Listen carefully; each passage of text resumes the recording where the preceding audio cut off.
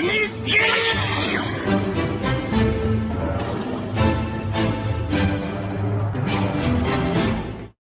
it going, everybody? Welcome back to the channel. As always, if you enjoyed today's video, don't forget to hit that like and subscribe. Helps out a ton, means more than you know, and it lets me know what kind of stuff you guys enjoy on the channel. So, with that being said, we're going to get right into the video today. It was a fun chapter, it was serious, but it still had stuff to laugh at and stuff to enjoy, so, well, not that I don't enjoy the serious stuff, but you know what I mean. With that being said, first thing we're getting is going back to our remaining scabbards that are still joined together, not really looking at the ones that have split off. I feel like we're just going to set up every fight that we can set up and then go through them all. At least that kind of seems how we're going to do it, which I'm fine with. Set everything up and then just have a big old battle royale to end out the whole Onigashima fight. So Izo's worried that Kiku is not going to be able to fight with her injuries. The fact that she lost an entire arm. Well, Kiku tells Izo that don't worry, I'm a samurai. I got this. It's good.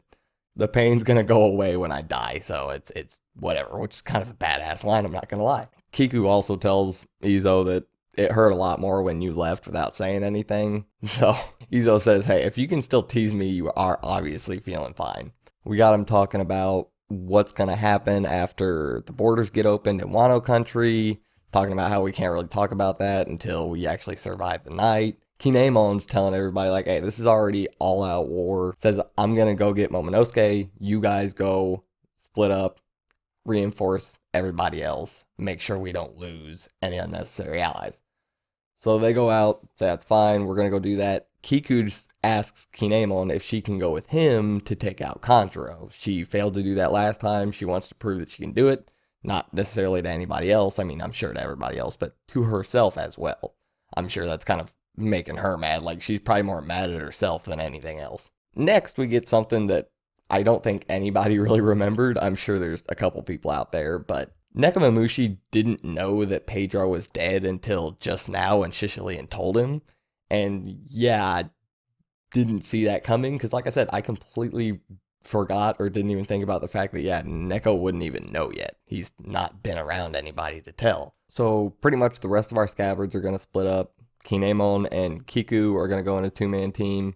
Kawamatsu and Izo are going to go on a two-man team, and then Nekomamushi is going to run off by himself because he is going to go after Perospero, considering, well, he's the one that's responsible for Pedro's death, as they put it. And yeah, I feel kind of bad for Perospero. I mean, it's not the Perospero's week, but I feel like Nekomamushi's definitely going to wreck him. Maybe not easily. I'm not saying that. Once again, Perospero's not weak, but yeah, Neko's hurt too, but oh my god. Neko's scary. Like, for real, he's just scary. Next up, we're popping back with Yamato, Momonosuke, and Shinobu. Yamato's making it sound like, hey, you gotta stay here, protect, I'm gonna go serve as bait. Momonosuke basically just calls her out. He's like, you're not really serving as bait, you kind of want to just go fight. He's like, that's kind of fine though. So Shinobu tells her, he's like, it's okay, Kinemon has already made contact with us, he's coming to find us, we'll be okay. So Yamato asks Momonosuke for an update on Luffy again, and Momonosuke, once again, which I believe this is more of like a voice of all things type of scenario, rather than like a high-level observation haki. If that is a type of high-level observation haki, I guess. I don't really consider it that, I kind of consider it its own thing, it might be related, but not going to get into that. I'm just going to call it the voice of all things and just call it good there. So he tells Yamato that there's only 2 voices left, yet Luffy is still losing strength, but still confident. Nothing's really changed, except for the fact there's now only 2. So Yamato being told that it is now a one-on-one fight between Luffy and Kaido, she wants to get up to the rooftop ASAP, which could take a little bit of time, but I don't think it's going to take forever for her to get up there.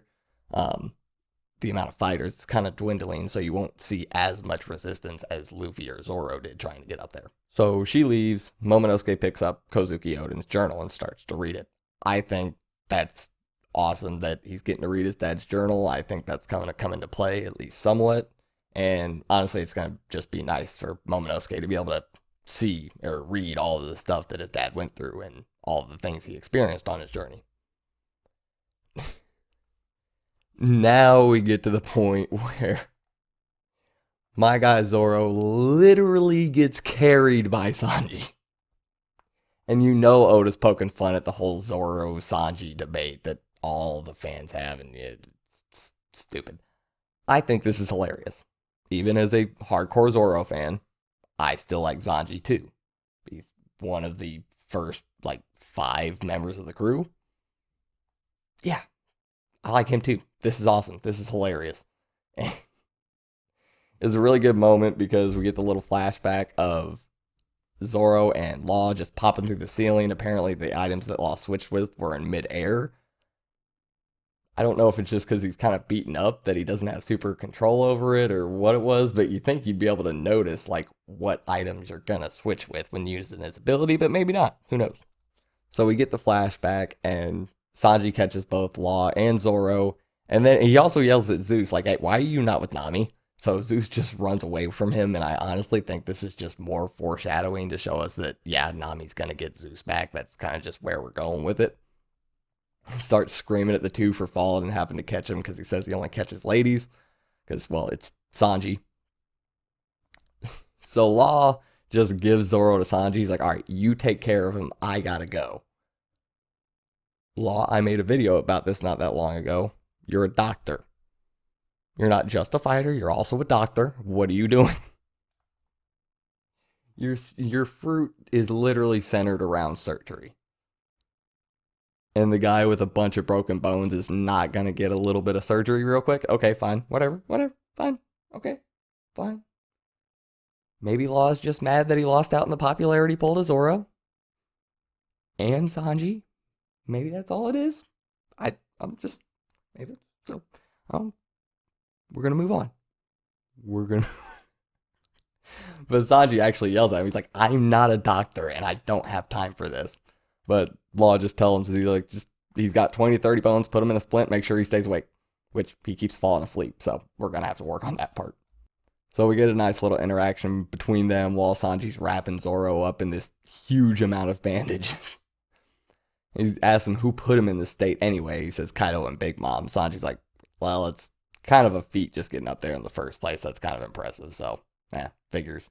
So Zoro tells him, yeah, they beat me up like this, but Luffy figured something out at the end, so he's gonna win. And Sanji tells him, like always, like, obviously, I know. So we cut back, and he runs into Kawamatsu and Izo. So Zoro tells all of them that if you guys want to be useful, go to the live stage. That's where all the fighting's going down.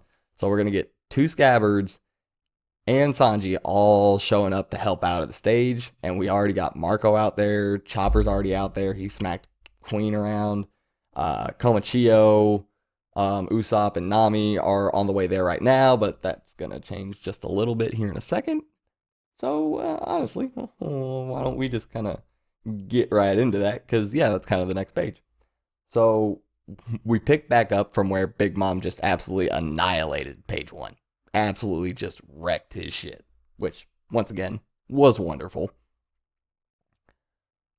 So, Ulti's talking back to Big Mom in a way I don't really think she should be, if I'm being entirely honest. Granted, she kind of just skips right past Big Mom and goes after everybody else, which is the smarter decision.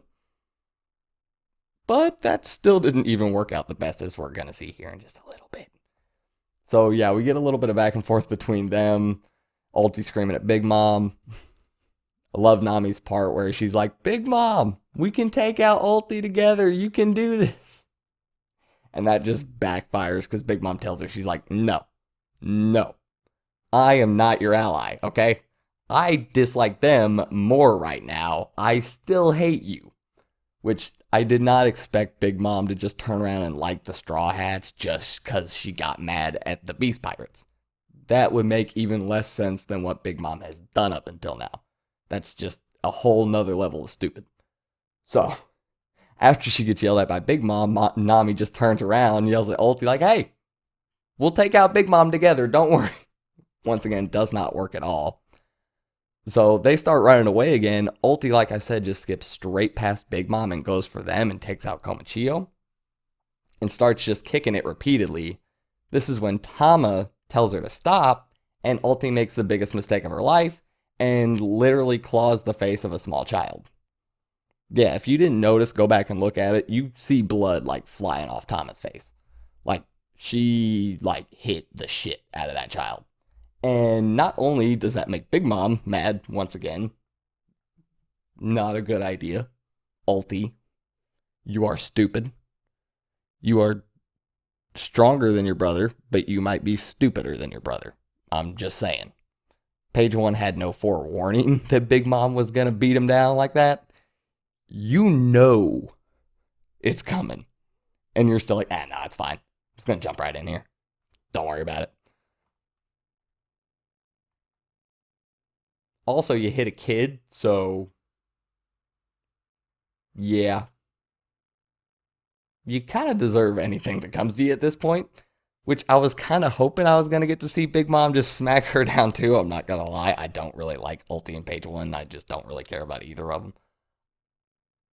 I'm still okay with this because Nami coming running up from Weakling Trio Hill, crest that hill, and just haymakers Ulti with a lightning staff straight to the face. I don't know how this is going to turn out, but she is incredibly pissed. We thought Big Mom had a mother mode. Big Mom's just erratic. She just does whatever she wants, does random crap all the time. Nami really has a problem with people mistreating kids, and she is really, really not happy. So I kind of hope we get Zeus meeting back up with Big Mom. Big Mom has Hera. Zeus goes to Nami. That gives Nami the buff she needs to take Ulti 1v1. I'd be okay with that. We need the weaker Straw Hats to show that they have the metal to hang in the new world. Because we've seen them get into fights, but the low end of the Straw Hats, they have plenty of room to where they can get much stronger, and I don't think anybody's really going to question it. But with that being said, I don't want to ramble on too much for today's video. Got other stuff to do. So I hope you guys enjoyed. If you did, like I said, don't forget to hit that like and subscribe, and I'll see you next time. I'm out.